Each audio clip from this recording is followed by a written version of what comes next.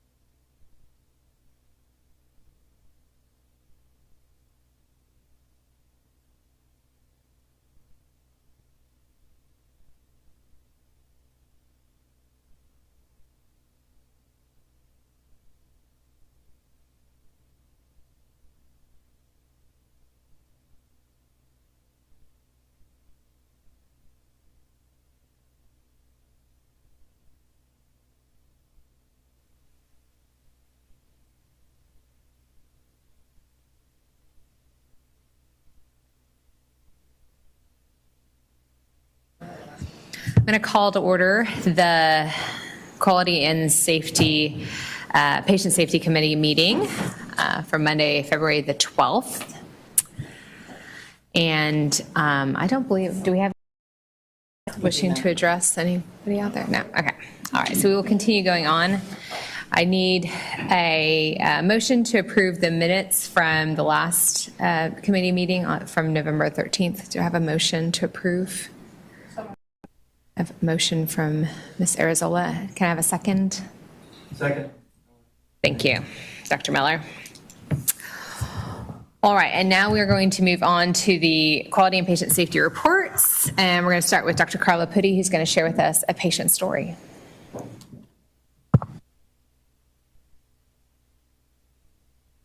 Thank you, Dr. Holland. It's always nice to present to the quality committee of the board. Today I brought a friend along.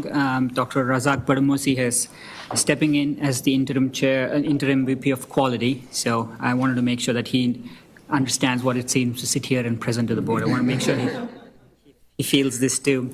I want to start our meeting with a patient story. This is something that we have done for the past year. Hearing from the patient's voice, how they feel and how they experience healthcare is very important. It gives perspective that sometimes we lack as non-patients. So with that, I want to see if Derek can get the video going.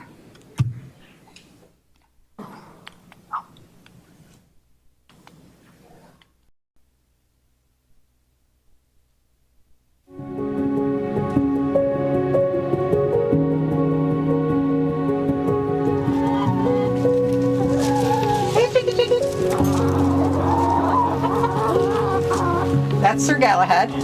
So fancy. He is. My life is very different from what I pictured it being, because even though you accept it, it's not anything that makes you happy. I mean, you have cancer, you know, and it's a big adjustment. It's a life-changing event for sure. If anything I say can help one other person get through this, then it makes my experience worthwhile.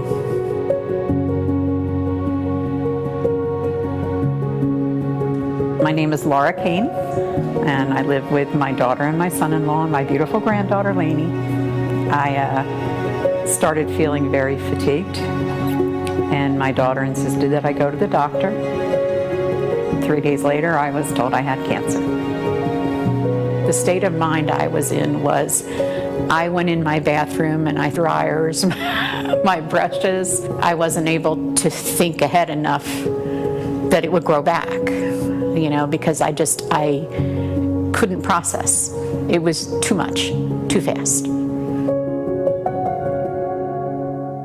My daughter brought me to JPS because I didn't have insurance, and they put me in touch with Parker County, who has stepped up and covers all of my medical bills. They work with JPS. So I'm alive at no cost to me because of what JPS does. And I had the most fabulous doctors. The nurses there were they're fabulous. Everybody in this organization has helped me.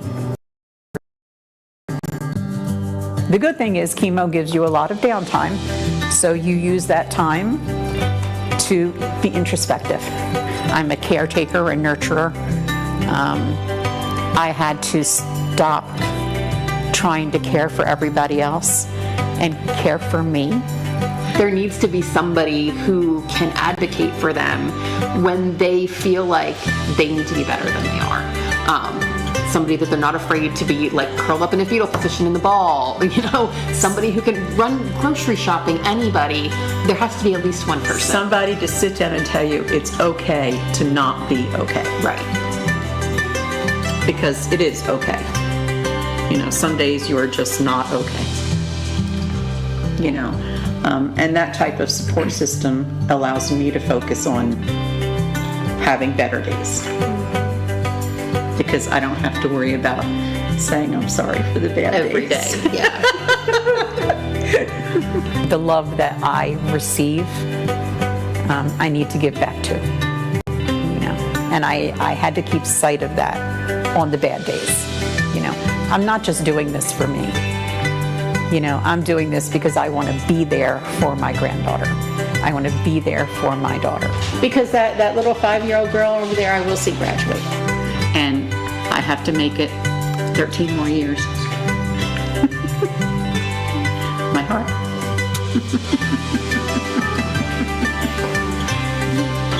She's like, there's a camera. Yeah. I didn't know there was going to be a camera here. I finally, in the last month, have felt myself taking back the cooking and, you know, being able to sweep the house. It sounds like a little thing, but it's not. It's not when you're fighting cancer. My cancer is always active. It's just a matter of who's winning, and I'm winning. We've knocked out my original bucket list, and it's time to make another one. So, because I'm not done yet. Don't throw away your brushes. There is a future. Use whatever you've got that'll keep you going. You know, do the things you love often. Remember why you're alive. But you know what? I have a birthday. Because if you had told me 16 months ago that I would be here for my 63rd birthday, I would not have agreed with you. But I'm here. I'm here.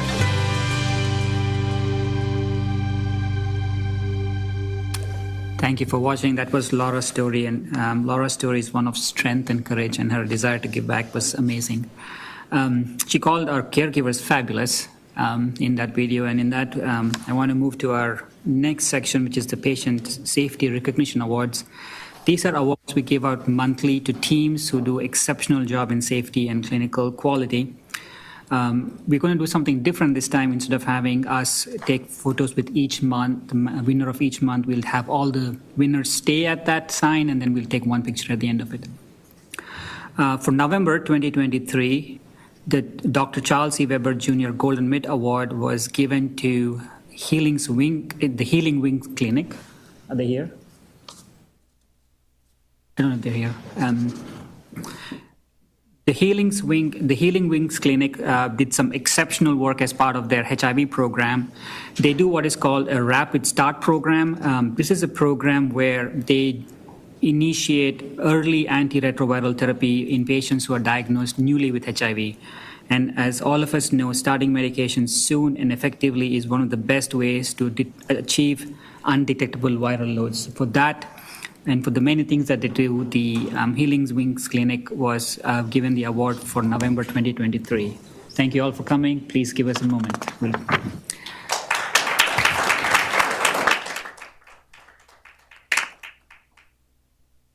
For December 2023, the Dr. Charles E. Weber Jr. Golden Mid Award was awarded to the Discharge Lounge. The Discharge Lounge received this recognition for their efforts that have significantly improved our throughput. In addition to doing what they do, they also go and assist other units in discharging patients so that we can actually create more space for more patients in the ED. And all their efforts have actually the Charles E. Weber Jr. Golden Mid Award.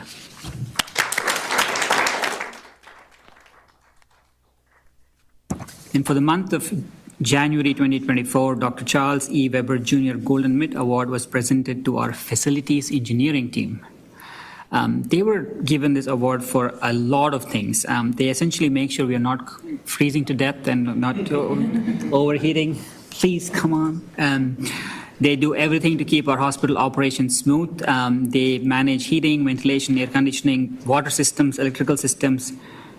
The reason why this building is here right now and why this mic is working maybe. They do everything to support patient care for that. And then also they did an exceptional job during our recent mock survey, and during which they walked multiple spaces in the physical environment and rapidly made real-time improvements to anything that was found to be deficient. So for those activities, the facilities engineering team was awarded the Charles E. Weber Jr. Golden Mid Award for January 2024.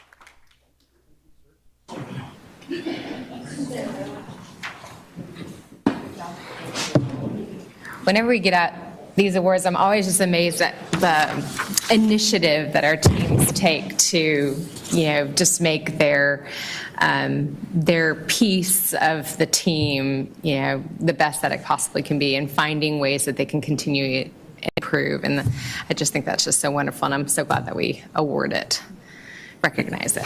So. Thank you, Dr. Holland. Yes, the team does an amazing job. Right, with that, I would like to move to our Section C, the 2024 quality priorities. As the board may remember, these were the priorities we chose as quality priorities for 2024. Typically, in healthcare, we monitor hundreds of quality metrics. And the reason we picked these 8 are because these are the metrics that have some significant impact on patient outcomes. They actually have significant financial impact.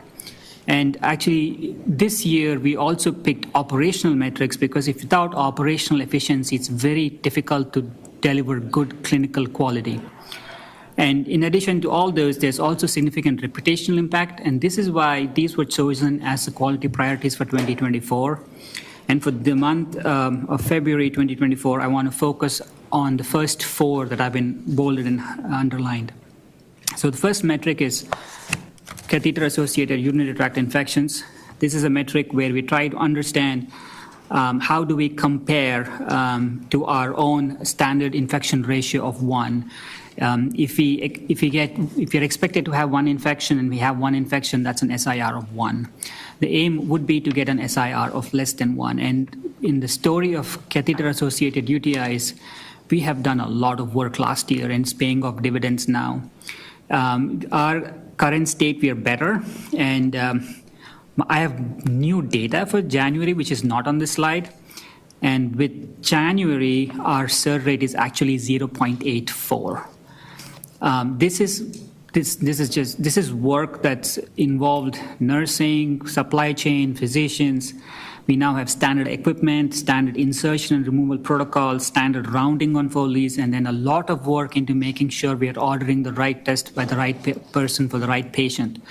I think this is work that we will continue to monitor. COTIs have been a challenge in healthcare, so we'll be watching it, but it's a good success story for us to share. The next one is left without being seen, and this is typically not considered a usual quality metric, but this is an operational efficiency metric that actually is pivotal to making sure we can deliver quality. Left without being seen is a metric that essentially asks what percentage of patients came to the ED, got registered, and left without being seen by a provider.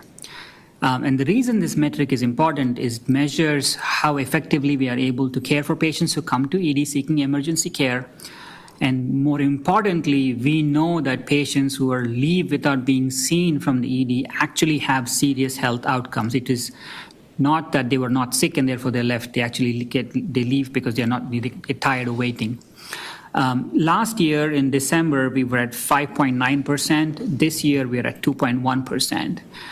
January, we're actually 2%. And we were looking at most recent data. In January 2023, we had a left without being rate of 9.5. And this January, we saw about 1,500 patients more than last year's January, and we still had a left of less than 2.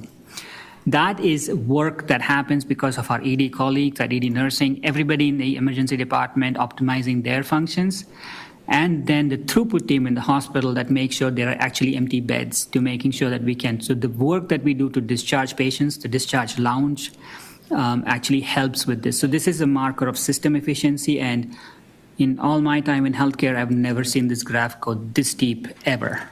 So I think we need to recognize the team for all the work that they did on this one. Oh, this is another favorite metric of mine, length of stay. Length of stay is essentially asking, from my point of view, length of stay asks a very important question. It says, am I providing the right care in the right place for the right patient? So most of us know that somebody who's acutely sick should not be in a skilled nursing facility. It's a wrong site of care for in the same way, someone who's not acutely sick should not be in the hospital. So essentially, are we finding the right place to care? We have again done a lot of work. I want to focus our attention to the MVP program. This is a program that we started this year. This is our focal program to improve readmissions, and this is a new initiative. Multi-visit patients are patients who come and have more than 3 readmissions in one 12-month period. When we looked at FY 2023, multi-visit patients accounted for nearly 30% of all readmissions. Let me say it again. A small group of patients, about 130 patients, accounted for 30% of our readmissions. The strategy here is to help the patient, this patient population, be successful at home. So we have an entire team that's dedicated to this program. We've been working very hard to make sure that we create very comprehensive care plans that include very good transitions of care, reaching out to patients proactively before they readmit. So this is the defined program for FY 2024. And I'm really happy to say that for October and November, the percent of readmissions of MVPs decreased from 30% to 26% for both months. So for 2 consecutive months, we have seen a 4% decrease in the MVP readmission rate compared to last year. Ideally, that should translate into a better readmissions at the end of the year, but this is a program that's really helping patients with some of the most challenging medical, social, psychological needs in the community to be successful at home. Any questions on the quality priorities? You said that's about 130 patients. So JPS had 1,599 readmissions, and then 130 patients accounted for more than 600 of them, or 650 of them. I know, Dr. Carlo Putti, you were saying that the length of stay and the all-cause 30-day readmission are very complex, kind of multifactorial. How much do they play with each other? So if we're really pushing the length of stay, does that, as a result, end up increasing the 30-day readmission rate? If done poorly, it will. But our teams make a lot of effort to make sure that we are discharging the right patient only when medically appropriate and to the right site of care. What we have seen with readmissions is that what we know is the following. Once a patient readmits, their length of stay almost becomes 18 days. So your first admission can be 4, but the second time you get readmitted, it's more than 12, 18 days. So we take extraordinary care to make sure that we are discharging the patients for the right reason to the right location to prevent a readmission. So yes, done poorly, it'll get worse. I also want to share something with this committee, which others may not know because I live in this world.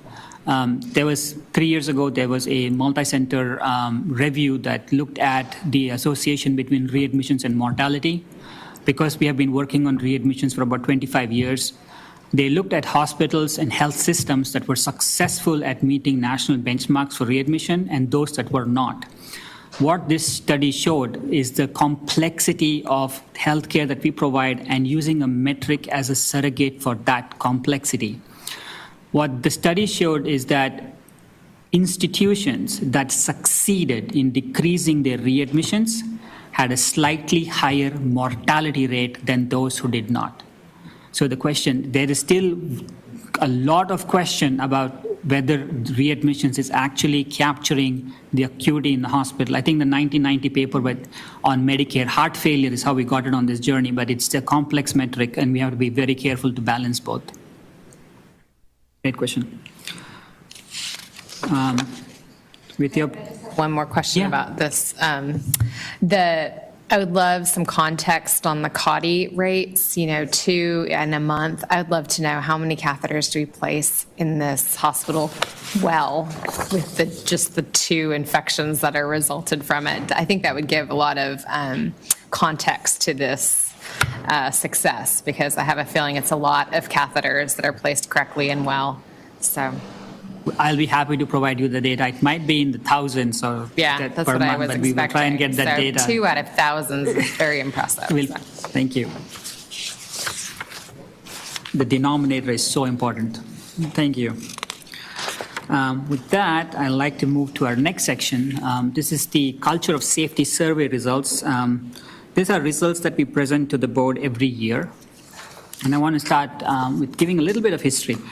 In 2004, AHRQ, the American Research and Quality Institute, they came up with a set of questions to assess the frontline's ability to work as a team, to communicate, and then to assess their needs to take care of patients safely. And that questions essentially became a composite of survey questions that everybody uses now. These questions are essentially trying to get at a few things. One, how do you identify opportunities of safety within your organization? How do you identify opportunities of strength? And can you trend your culture results over time? That's what your workforce is trying to tell you. And one of the effects of doing such a survey is that the fact of getting feedback reinforces this culture of safety within the organization itself, because it communicates that we care about making it a safe place. And then sometime after 2006, the TJC and Leapfrog thought it was a great idea to make it part of a requirement. So now it's regulatory required. What started as an experiment by AHRQ to actually get feedback has now become a Joint Commission regulatory requirement. We have done patient surveys for some time, but I want to give a little bit of context because things have changed in 2022 compared to 2019. In 2019, we were using Press Ganey that again used the same set of questions, and the survey we did at that time did not coincide with the annual employee survey, which means that we had to do two surveys for two different purposes, and then that survey was only limited to clinical staff. Then in 2022, we switched to Gallup, but now we do the employee engagement survey and the culture of safety survey at the same time, which acts as to get better responses because we have a combined one survey. Second, we can benchmark industry standard questions with Gallup, slightly better than Press Ganey. And then this survey goes to all JPS employees and not just to clinical staff. So it gives us a better picture of how safety is perceived within the organization than just clinical staff. This table of 10 questions are actually the questions that are asked. There's only one thing I want you to focus on this. I want you to focus on that extreme right column with all the greens. So 10 questions. Compared to FY 2022, in FY 2023, we were better on every single question compared to the last year. The bottom line is this: our culture of safety is very strong. And we have opportunities to get better, but it's very strong. For those of you who are really reading the questions, question 1 and question 2 are actually negative questions. So if you get lower scores, it's better. So that's why a lower number is actually green. So the summary here is our teams have done well. Our culture of safety is strong. We still can get better because we can always improve. So what we are doing here next is taking some concrete action steps. We have shared these results with our frontline teams, so team leaders get unit level results. We are helping them with their individual action plans. And as we do that, in addition, we'll be building a patient safety program that will reside with Dr. Badamosi on my left here, and who's been charged with optimizing both the structure, the alignment, and to build a culture, to build upon our culture and accountability and transparency. This will require education and training and constant maintenance. But those were the results of our survey. I think that's the, I think we overall did very well, but I'm happy to take any questions.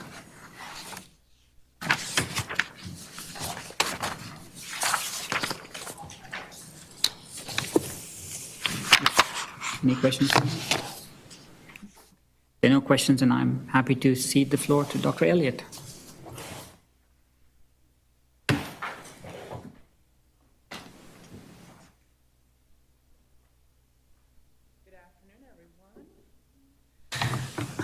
Thank you for this opportunity to present here at the Board of Managers Quality. So just to give a little perspective and kind of why we do this and how we do this is that our major accrediting body, the Accreditation Council for Graduate Medical Education, has a requirement that we also do a GME annual institutional review for our governing body. But of course, we'd like to use the opportunity just to come before you anyway and highlight a few things for our programs there too. We also, of course, from the GMEC approve this and move this forward to come forward here. So I just wanted to just kind of give that perspective and just thank you for the opportunity. All right. Of course, if there are any questions, please don't hesitate to just pause along the way, and you don't have to wait until the end to ask me those questions. All right, so academic and research, we're going to talk a bit about that here at JPS, just for a little bit of an overview and understanding, again, of the continuum of medical education we have from undergraduate medical education, so those in medical school, all the way through graduate medical education, those residents and fellows that are with us, and of course, continuing medical education, really emphasizing that lifelong learning that we support for all of our practicing physicians and clinicians too. And of course, underlying that or supporting, making sure we have robust medical library services, a robust research infrastructure, and of course, ensuring that we're addressing the well-being of our whole workforce.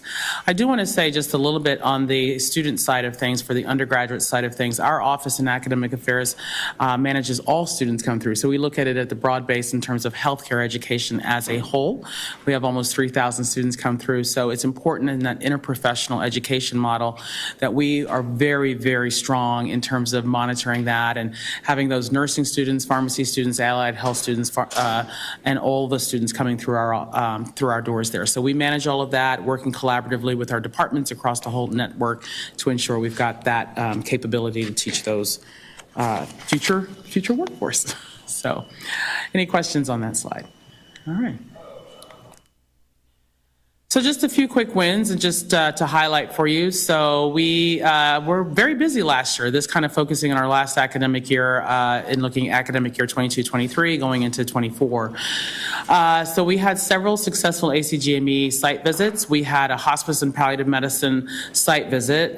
Some of you may recall that we started this program a couple years ago and received our initial accreditation. We were so pleased actually just recently to be informed that we got continued accreditation and actually got commendation for the hospice and palliative medicine. So no citations or anything there, and they received commendation just recently.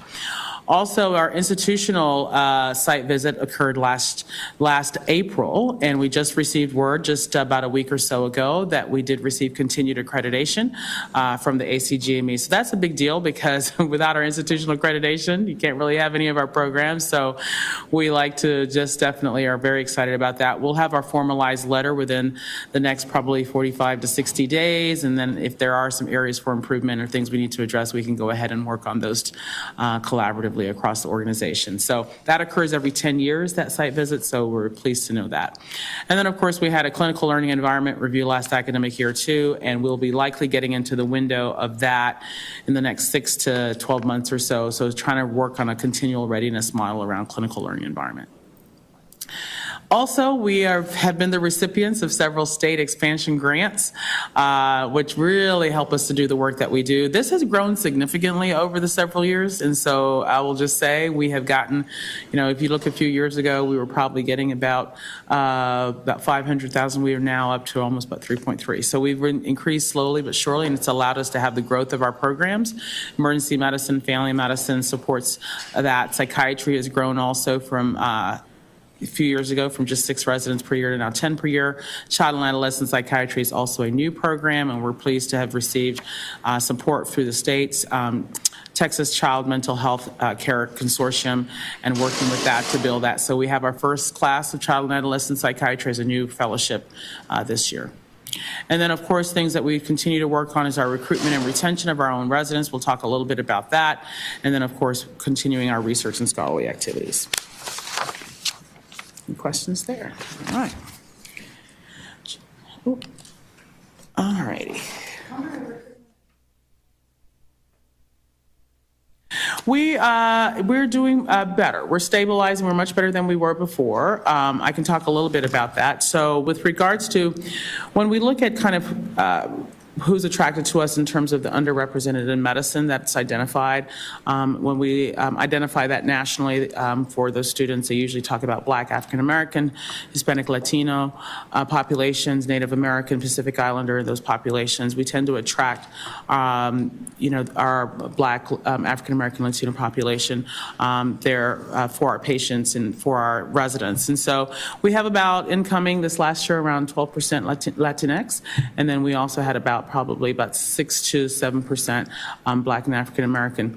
Interestingly enough, nationally, we had that kind of nice peak during COVID from 2020 to 2021. 2021, there was an increased matriculant numbers in the underrepresented in medicine.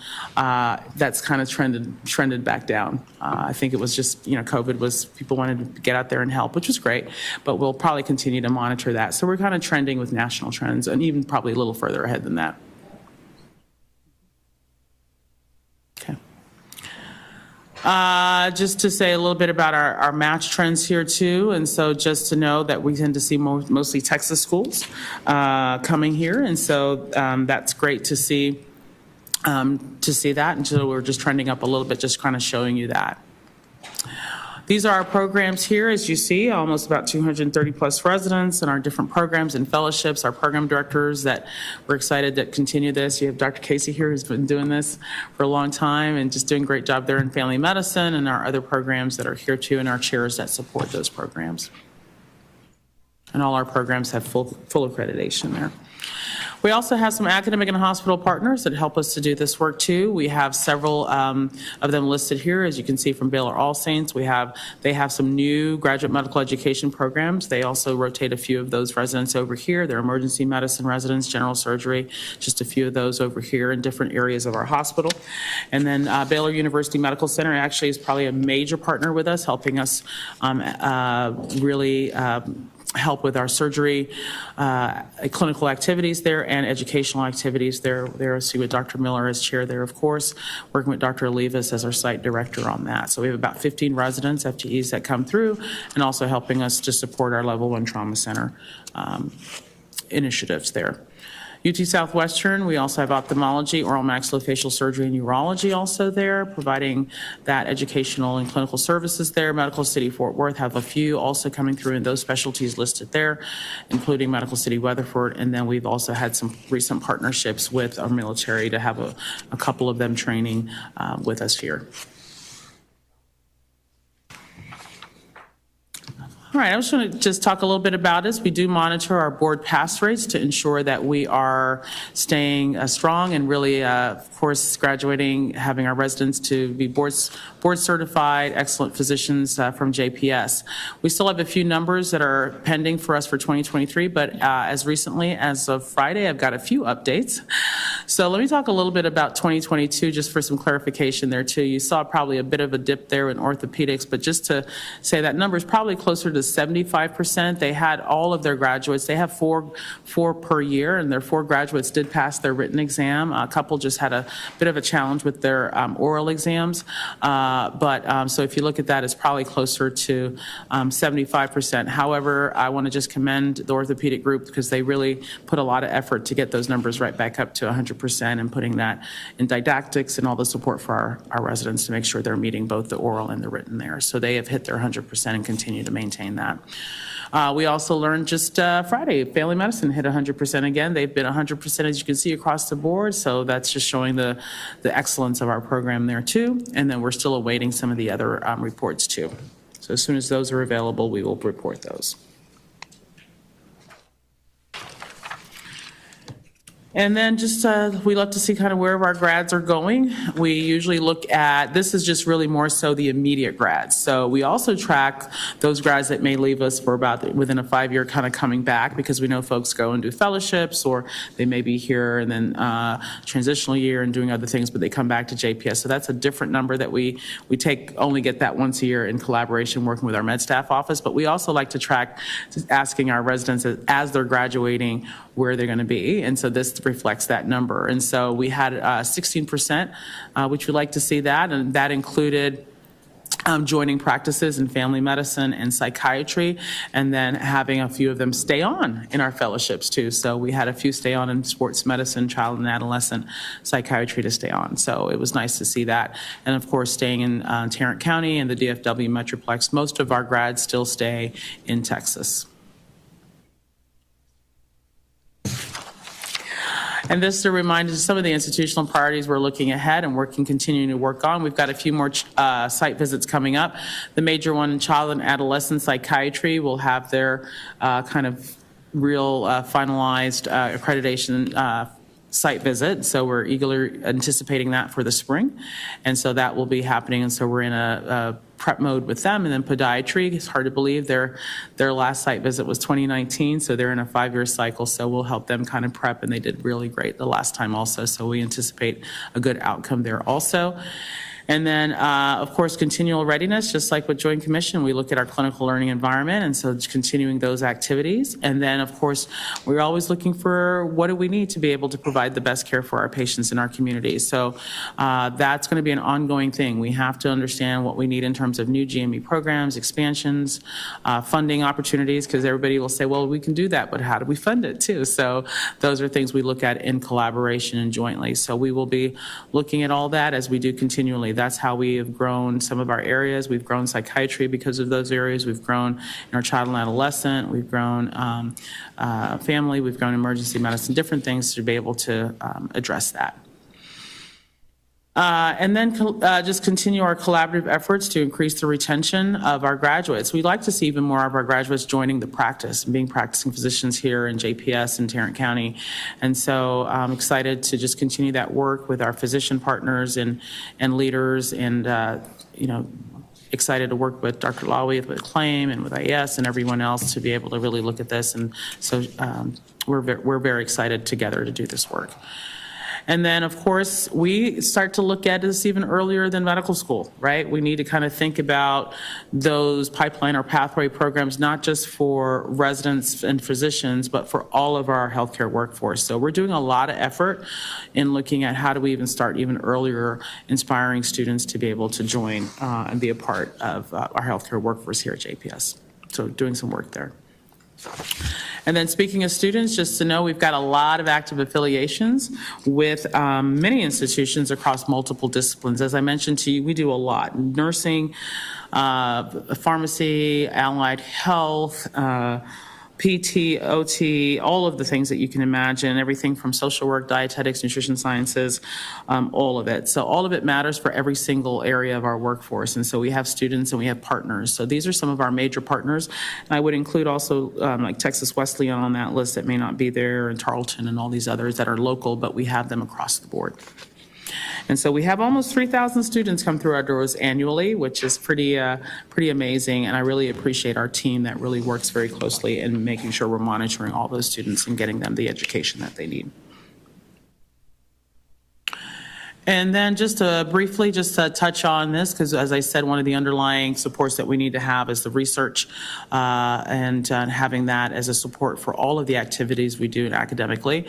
So as you see here, we've had significant growth in our scholarly activities over the years. We also have our Research and Quality Symposium, and we shifted to a virtual format in 2020 with COVID, but we, as of last year, went back to a hybrid model. So we have an in-person event, and we also have the virtual poster session. So I'd love to make sure I invite everyone here to our next Research Quality Symposium, which is May 21st and May 22nd.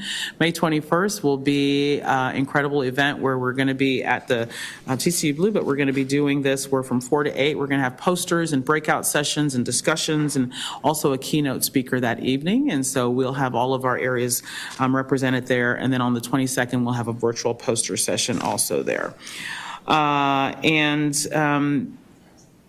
Let's see. Then I'll also say that one of the things last year, as you see there, is that we had quite a few attendees, so we're looking forward to having even more attendees.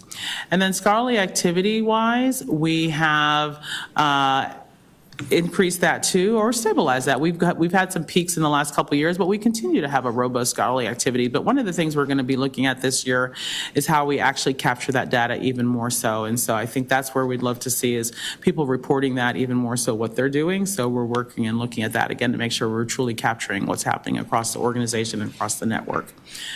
And as you see, some of our most prolific departments in scholarly activities, family medicine, psychiatry, behavioral health. I do want to include orthopedics on that too, because they do quite a bit there too. And then we have clinical trials, just to talk a little bit about that, as we have a significant growth there too. We also have served quite a few patients this last year. Last year, around 573 patients and consented for a research study. We've seen some increase in revenue in that, but we also have clinical trials across multiple areas: pulmonary, oncology, psychiatry, orthopedics, podiatry, trauma, emergency medicine, surgery, rheumatology. So we have quite a few activities happening there. And then, of course, grants. We centralized our grant office a couple years ago, now under the Office of Clinical Research. And as you can see, since that with FY22 and FY23, that was when we centralized that, we've had significant growth in that area too. So we're proud to see that, and even this last year having a 25% increase. So we keep an eye on that. We've served quite a few patients, even just over 90,000 last year alone of our patients served by these grant-funded programs. We do have programs such as many programs, from women's health to HIV, substance use disorder, all of the things that we do there for our patients and our programs. So I think that may be it. And if there are any questions on any specifics or other programs that I can answer, I'm happy to do that.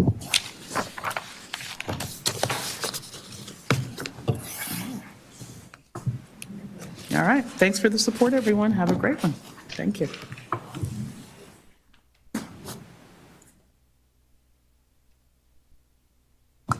We're going to have an accreditation update from Dr. Kalapati. Thank you, Dr. Holland. Jill and I will present this together. This is an update on our recent mock survey.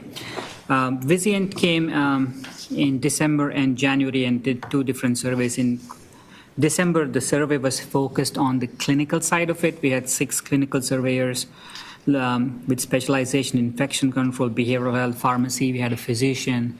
And that survey lasted about 4 days. And then in January, we had a life safety mock survey and environment of care. We had one expert engineer who was here for a week, and then they gave us a lot of good feedback. We have received the formal report from the clinical mock. We are waiting for the formal report from the environment of care mock. The first graph you see on the left side is essentially the corrective action plans on the clinical mock. 68% of those mock corrective actions have already been completed, and the 32% that you see are, sorry, it's the other way around. 32% is completed and 68 are in progress. On the environment of care mock survey, we have completed 53%. We are progressing towards 41%, and I think 6% requires some total project investment. A little bit about what happens next. We will be submitting our application to the Joint Commission in February. Once they receive the application, we will be informed of our survey complement, and then the window opens. Essentially, we are expecting the window to open in April. The window should close before November, so the window is quite large. And this survey is going to be different and unlike any other previous surveys. We are not allowed to have blackout dates. They will not announce prior that they're going to show up. I think in the past, we would be able to get on their website at 7 a.m. We would know where they are. That's not going to happen. And to make the survey process even more exciting than it needs to be, we will have CMS accompanying the Joint Commission surveyors while they're on site. So we'll have a survey while having a survey. So it's going to be, we are ready for this. And Jill, you want to add to this? Yeah, I think we'll continue to get ready for this. Survey readiness should be going on all the time. This helps us kind of amp up and get ready for the actual visit. But as you all know, we have regulatory bodies, different accreditations that are coming through our hospital all the time. We get the same feedback both from the clinical and the life safety surveys, how engaging our teams are. Some of them have been to our locations before, and so very complimentary of the progress that they've seen JPS make over the many years. We always find things, we always have things to do, and so we will continue to work through those over the next couple of months as we anticipate this particular visit.